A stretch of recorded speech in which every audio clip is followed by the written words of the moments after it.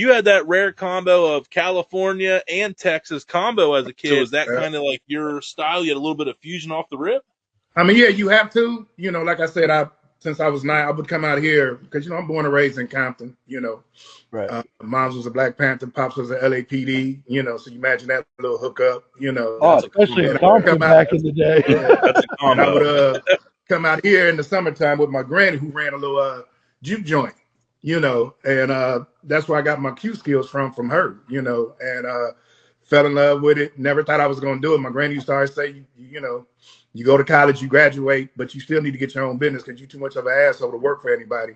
And she was right. You know, I ended up, you know, working for the Department of Corrections and getting terminated. It was a wrongful termination, but that's a long thing. But that little time got me into where I needed to be in barbecue because, like I said, I was off for the longest and couldn't really work. And at that time, I was catering and DJing, you know.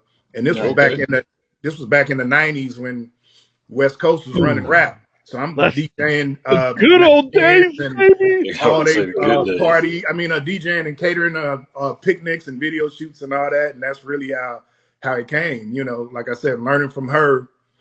I always go back to the Karate Kid.